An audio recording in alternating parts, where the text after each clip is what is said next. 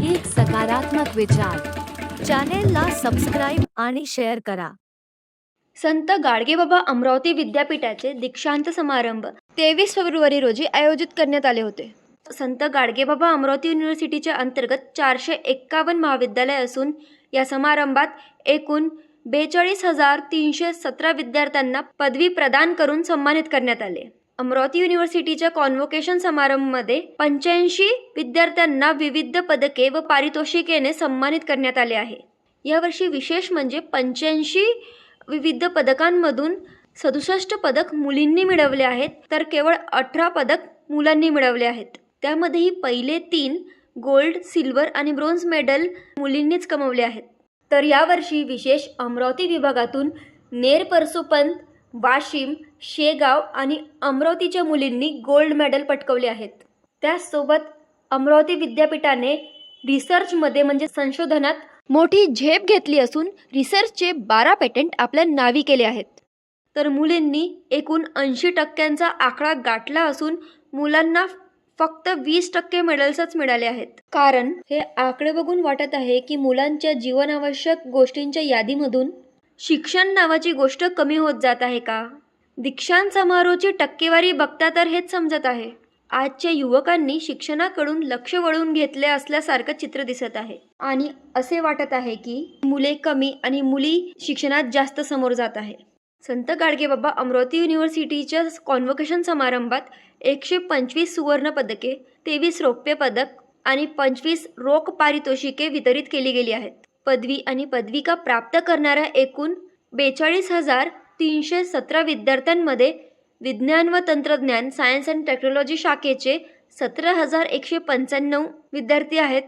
वाणिज्य व व्यवस्थापन कॉमर्स अँड मॅनेजमेंट शाखेचे 6,913 विद्यार्थी आहेत.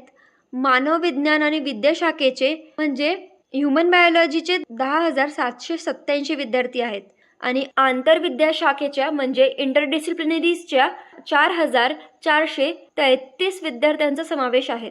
तर या सगळ्यांमधून 85 विद्यार्थ्यांना मेडल्स आणि पारितोषिके देण्यात आले आहेत. एवढेच नाही तर या दीक्षांत समारोहामध्ये विद्यापीठाअंतर्गत विविध अभ्यासक्रमांमध्ये विशेष संशोधन करून आचार्य पदवी म्हणजे PhD प्राप्त करणाऱ्या 434 संशोधकांनाही मान्यवरांच्या हस्ते गौरवण्यात आले व डिग्री प्रदान करण्यात आली.